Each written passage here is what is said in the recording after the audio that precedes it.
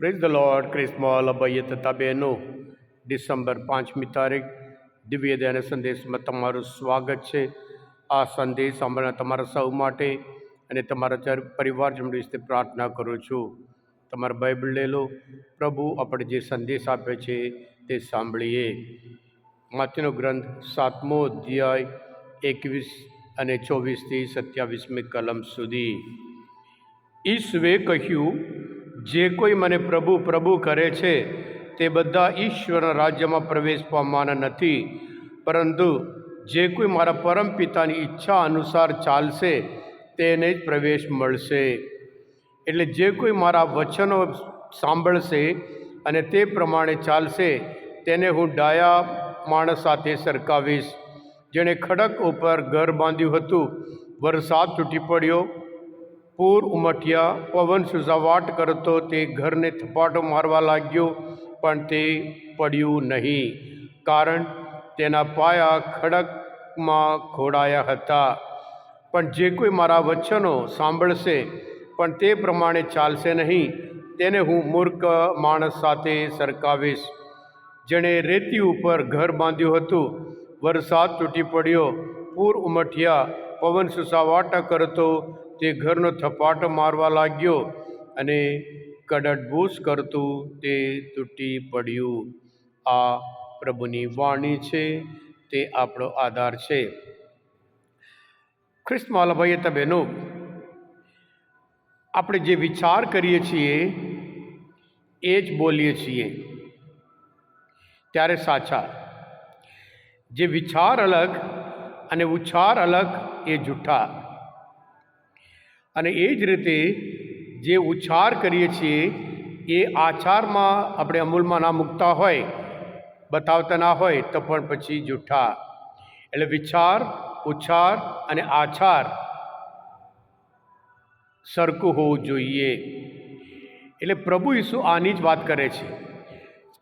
ઘણા બધા લોકો પ્રભુની પાસે આવતા હતા, પાછળ આવતા હતા. એમનો સંદેશ સાંભળ્યો, ચમત્કાર જોયા હતા, પણ જીવનમાં તેઓ મૂકવા તૈયાર નહીં.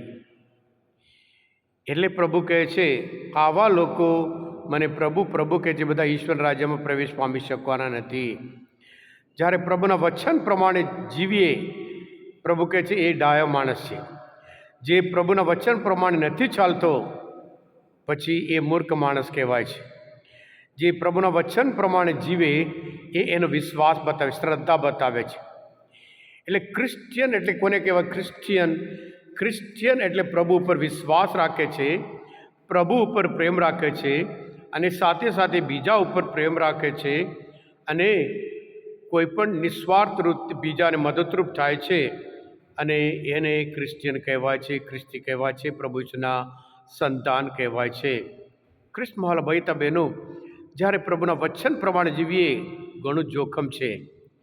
પ્રભુ ઈસુ પોતે કહ્યું, જેણે મને મોકલ્યો એની ઈચ્છા પૂરી કરવી, એનું કામ પૂરું કર્યું, મારો આહાર છે એમ કરીને યોહાન ગ્રંથમાં 4 અધ્યાયમાં 34માં કલમમાં કહ્યું હતું.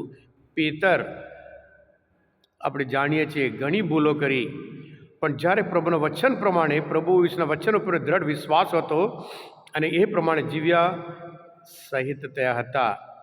પૌલ એ પ્રભુ ઈસુના દુશ્મન હતા, ખ્રિસ્ત ધર્મના દુશ્મન હતા. ખ્રિસ્ત ધર્મ નિર્મૂળ રીતે નાશ કરવા માટે કોશિશ કરી, પણ એક વખત એમના જીવનમાં મોટું પરિવર્તન, અને ત્યાર પછી એ કહે, હું જીવું કે મરું પ્રભુ માટે જીવીશ, એમ કરીને એ પણ શહીદ થયા હતા.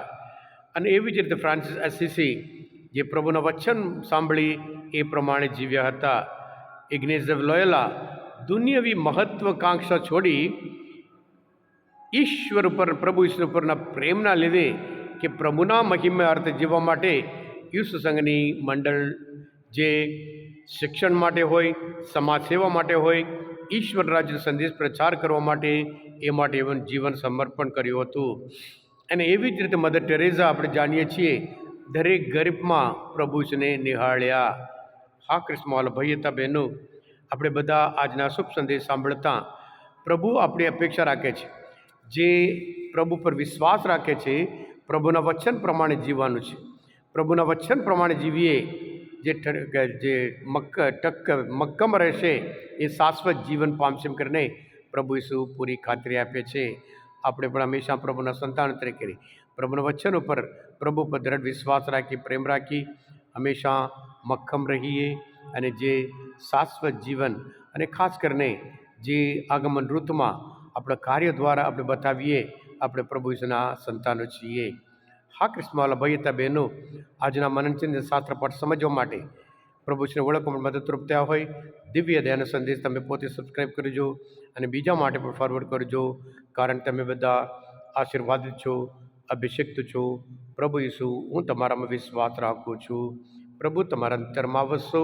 સર્વશક્તિમાન પરમેશ્વર પિતા અને પુત્ર અને પવિત્ર આત્માનો આશીર્વાદ તમારા સૌ પર ઉતરો. આમેન. બોલો દિવ્ય દયાનો જય.